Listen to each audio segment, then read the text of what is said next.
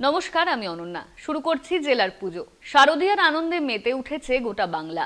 শহর থেকে গ্রাম, মণ্ডপ থেকে রাজবাড়ি, সর্বত্রই পুজোর আমেজ। গজের পিঠে গ্রামের মেঠো পথ ধরে উমা এসেছে মর্তে। বাংলার আকাশে শরতের মেঘ, কাশফুলের ঢেউ আর ঢাকের আওয়াজ। ঐতিহ্য আর থিমের অসাধারণ মেলবন্ধন। ভিড় জমেছে পুজো মণ্ডপগুলিতে।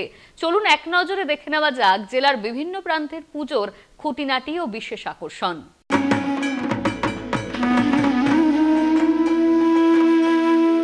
আমরা এখন রয়েছি অন্ডালের মদনপুর গ্রামের মা গবী মাতা মন্দিরের সামনে। কথিত আছে আজ থেকে প্রায় 550 থেকে 600 বছর আগে এই গবী বলে কোনো গৃহবধূ সেই মাকে পায়, আর তারপর থেকেই মা পূজিত হয়ে আসছেন মা গবী মাতা নামে। তখন ছিল তালপাতা দিয়ে ঘেরা এবং তালপাতা দিয়ে মায়ের মণ্ডপ তৈরি করা হতো, আর আজ সেই মণ্ডপ কংক্রিটে তৈরি। আর এই মা গবী মাতা মন্দিরে পুজো দিতে এবং অঞ্জলি দিতে অষ্টমীতে ভিড় জমায় দূর দূরান্তের মানুষ।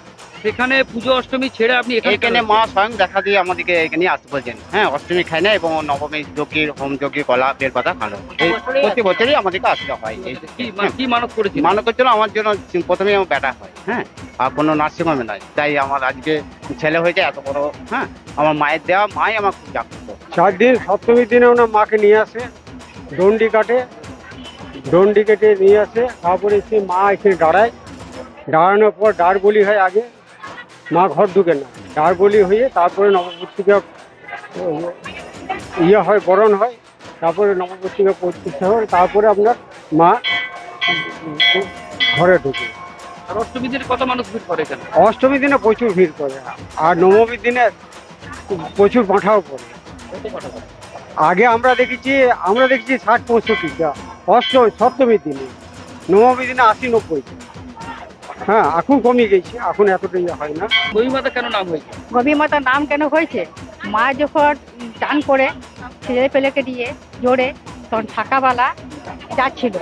তারপরে ও থাকাবেলাকে ডাকে দিয়ে থাকা মাকে পড়াই দাও। তো থাকাবেলা থাকা দিয়েছে, তখন এগুলো খুব জঙ্গল ছিল। দিয়ে বলছে যে আমার থাকা পরিশ্রম, তাহলে আমাকে মূল্য দাও না। বলছে তাহলে তুমি যাও গা মাথাতে, ওইখানে অভয় পুকুরে বলে নাম আছে, পূব দিকে, সঙ্গে 5 টাকা পয়সা আছে। গেছি আমাদের ফরফরে জিজ্ঞাসা করছে, এই আমার মেয়ে নাই, কে টাকা পড়লো, কে বললে মেয়ে নাই টাকা পড়লো, চলো আমাকে দেখাই দাও গা। ওকে নিয়ে গেছে। ওইখানে নিয়ে বলছে তাহলে মা তুমি টাকা পড়িছ, আমাকে দেখা দাও।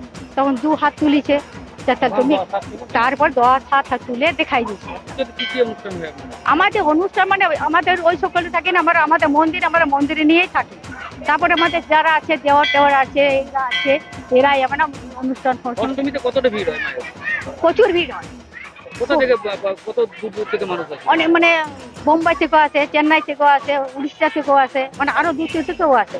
যে গ্রামের অন্য যে এলাকা রয়েছে, অন্য যে জেলা রয়েছে, সেই জেলার মানুষও এই সহযোগিতা করে এবং তারপরে মায়ের এই কংক্রিটের মন্দির তৈরি হয়। অন্ডালের মদনপুর গবী মাতা মন্দির থেকে তাপস গোপ, কলকাতা টিভি।